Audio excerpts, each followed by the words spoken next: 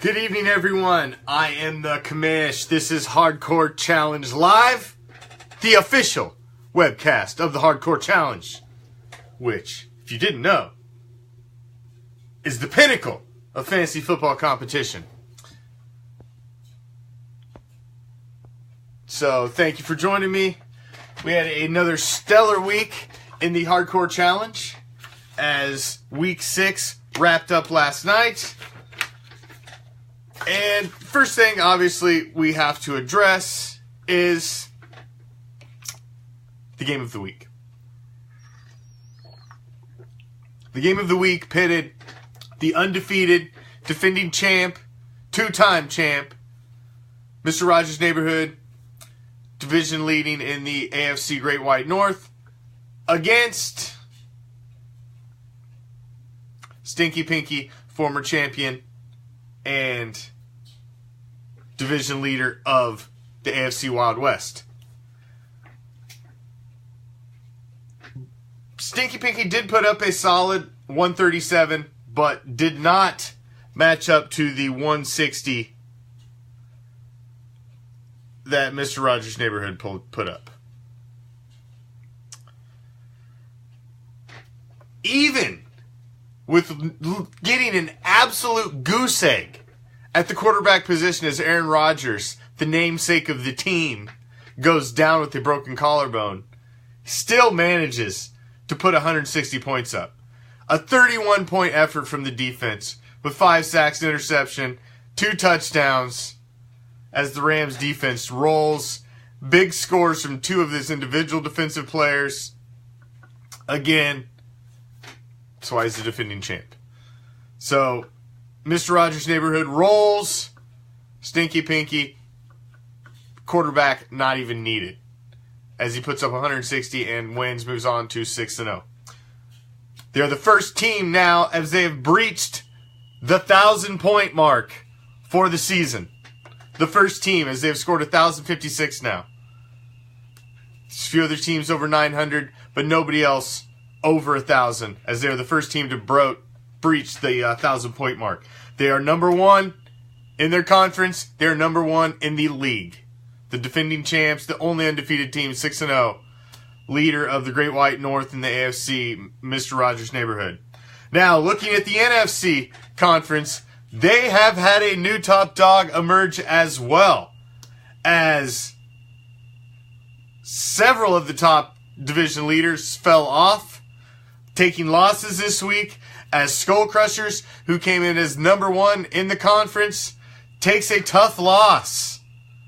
Takes a tough loss in the upset of the week, as Renegade Misfits comes in and knocks off the number 1 seed currently in the power rankings in the NFC. Big win for Renegade Misfits, pulls them right off the oh shit list, and they are actually a little back in the conversation, and there's life been pumped back into a playoff team from last season. So the upset of the week was Renegade Misfits taking down Skull Crushers. Now obviously Skull Crushers going down opened up a spot at number 1. All of the one-loss teams fell, except for Ghostman. New owner, Scott, owner of Ghostman, is now leading the NFC Wild West, as well as the entire NFC, at 5-1. Hottest team in the... Actually, is there anybody else that, other than Beaver Street Roar with a 4-game winning streak, Ghostman with a 4-game winning streak, and then obviously the 6-game winning streak for the undefeated Mr. Rogers' Neighborhood. But Ghostman is the hottest team right now in the NFC, and they are the number 1 team. Not the highest scoring team by any means, only 788 points scored. But they're winning the matchups, and they are getting it done when it counts. And it really only counts in the win column. You know, fantasy points are great. You want to be the juggernaut that's scoring, but you know what? I'll take 5-1 over my 2-4 and a whole bunch of points scored. So, in a minute. Now, other notable wins for Week 6 were Tama Tears over Knox Vegas Anarchy. Knox Vegas Anarchy looked like they were a team that was really going to force Mr. Rogers' Neighborhood to keep the pace, and we're going to hawk right behind them. But They dropped another one, so that 6-0, Mr. Rogers' Neighborhood already has a very solid lead over the Great White North in the AFC. So that was a big win, 168 to 127. Now, with Stinky Pinky losing in the Wild West of the AFC, the big win by Tama Terrace moved them into first place in the Wild West division. So that was a big win by Tama Terrace. They now have sole possession of the Wild West, and can they keep it? That is the big question. That is the big question. They won it in 2015. Stinky Pinky won it in 2016. They've been trading it back and forth for the last several years, and interesting to see who's going to take it this season. Now the Pack Attack is back, had a big win in the NFC, taking down Joey's Tank Tops, which was a huge win as he took down a one-loss team, and with the loss Knoxville Assassins took, Pack Attack is back, has moved themselves back into a tie for atop their division in the NFC Elite East. So those are just a couple other notable wins that caused some division leader shifts and caused some shakeup amongst some divisions. A couple big wins there. Knox Vegas Anarchy can't afford to take too many losses as they are chasing what looks like our juggernaut this year. Now, everybody knows, obviously, Mr. Rogers' Neighborhood, their namesake, Aaron Rodgers, is done for the season, which, the regular season, which in all intents and purposes in your fantasy world, is your season. However, if you have noticed or not, our defending champ has went out and made a trade, trading basically, in all intents and purposes, his first round pick next year for Alex Smith from Zeke and Destroy. I don't see any problem with this trade. I believe it's a fair trade. Alex Smith for a number one. I see no issue with that. I haven't got any messages with anybody else seeing any issue with it. I think it's a smart trade. And Tom did not skip a beat and filled the hole. Is Alex Smith an adequate replacement for Aaron Rodgers? The season he's having? Possibly. Possibly in the fantasy realm. Possibly. So we will see if that hurts the team that has been running away with it thus far this season, as they take a shot to the head of their franchise. Now, currently, we talked about the good, we've talked about the bad of Week 6, but now it's time to talk about the freaking ugly and the 6 teams that are currently sitting on the oh shit list in the Hardcore Challenge. Now, last week there were 6 teams as well on the oh shit list, but one of them managed to pull their way off, and that was Renegade Misfits with the upset of the week over Skull Crushers. And they moved themselves to 2-4 and have pulled themselves off of the oh shit list. Now there's some 2-4 teams, I am one of them, that are very, very concerned, but we are not quite on the oh shit list yet, because if we string together a couple wins, we're right back to 500. But if we take another loss, we may be sliding onto this list as well. You hit 6 losses, we're just going to flatline your ass, because you're probably done. 6 losses in fantasy football, and you're done. Just forget it. It's over.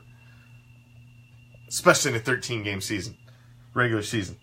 So, on the NFC, highlighting the oh shit list. Taking up last place in the NFC Great White North Division. Losing a stellar 4 in a row. Mob Adjacent with one of our lady owners. Kristen at 1-5.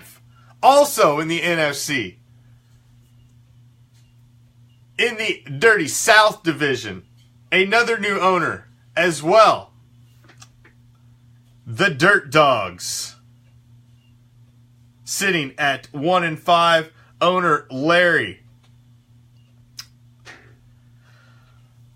Also in the NFC, Larry's lost 2 in a row, by the way.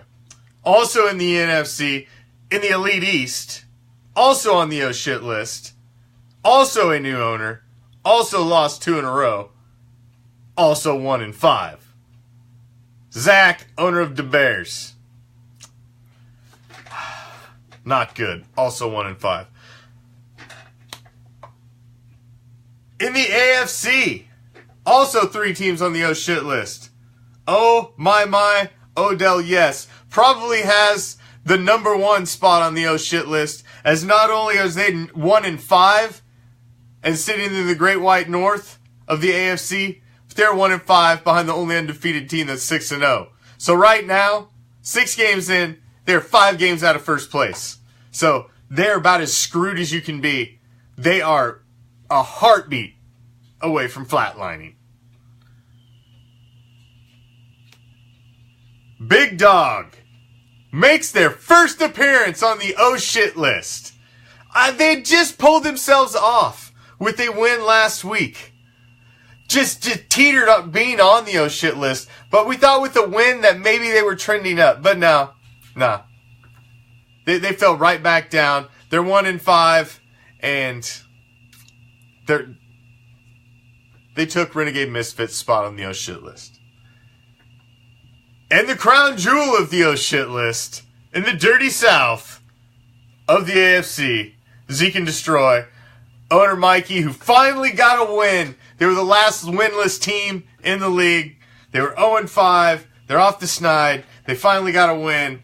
So they're not dead last on the oh shit list. Oh my, Odell, yes, has now taken the number 1 spot on the oh shit list. And they are the worst team in the league by my accord. I'm sorry. I haven't put you behind the Big Dog just because of the division you're playing in and what you're chasing. So, but technically, in the power rankings, Big Dog is last in the AFC.